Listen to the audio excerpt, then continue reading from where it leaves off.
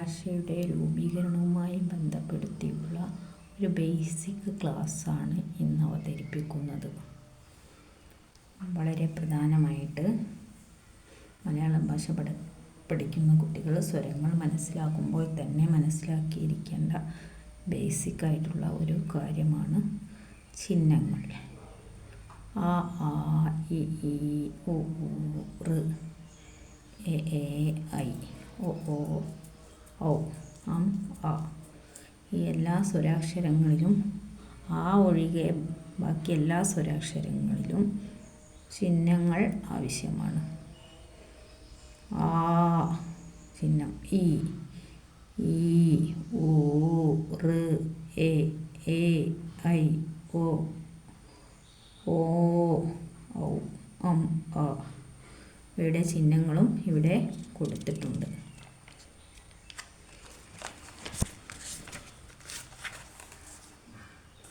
ഓരോ അക്ഷരങ്ങൾക്കും ചിഹ്നങ്ങൾ കൊടുത്ത് അതിന് ശേഷം ഉദാഹരണങ്ങൾ കൊടുത്തതായി കാണാം.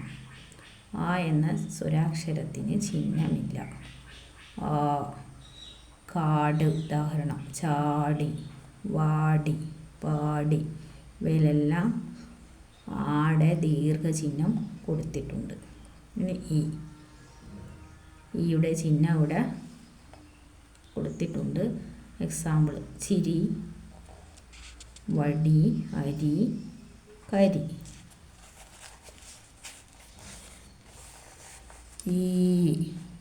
ചീര, കീരി, വീണു, വീതി.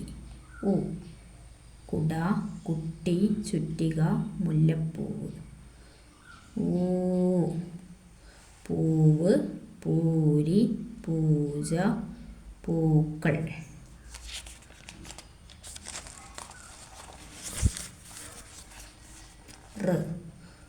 ഉദാഹരണം: കൃതി, കൃത്യം, കൃഷ്ണൻ, മൃത്യു. ചെറുപ്പം, വെള്ളം, കെണി, വെട്ടുക. കേരളം, ചേന, ചേമ്പ്, പേര്.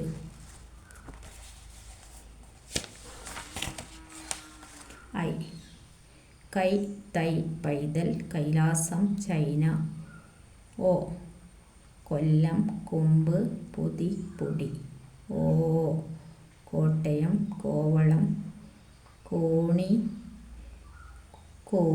കോഴി.